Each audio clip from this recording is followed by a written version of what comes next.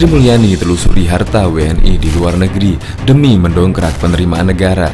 Belum menyaksikan video ini, pastikan bosku jangan lupa subscribe, karena subscribe itu gratis plus bonus tonton video terbaru setiap harinya. Jangan lupa ya.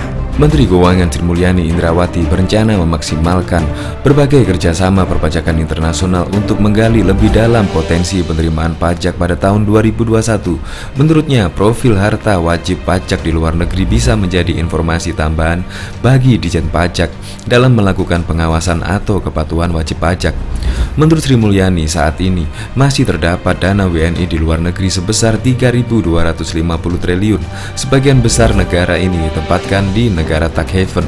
Salah satunya sekitar 80% ada di Singapura.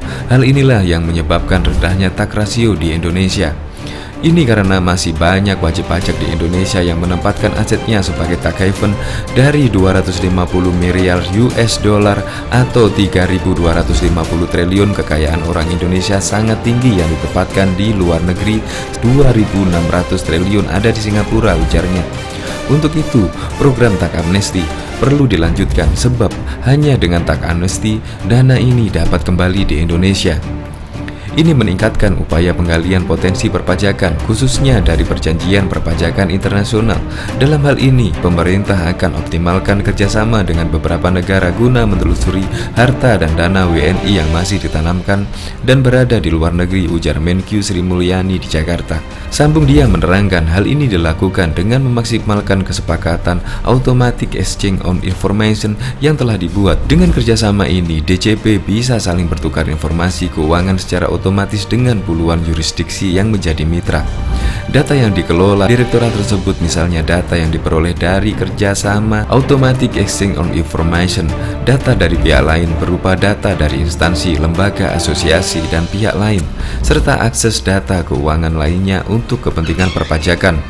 Pemerintah melalui DCP membentuk Direktorat Data dan Informasi Perpajakan yang secara khusus menangani pengelolaan dan pemanfaatan data dengan tujuan agar DCP mempunyai data yang cukup akurat untuk digunakan sebagai data pembanding dalam menguji kebenaran pelaporan SPT wajib pajak secara self-assessment, serta dalam rangka mendukung pengawasan terhadap wajib pajak, katanya. Sebagai informasi, data yang dipertukarkan dalam Automatic Exchange of Information terdiri dari rekening keuangan dan country by country report yang merupakan informasi tambahan yang dapat menggambarkan kekayaan dan profil wajib pajak.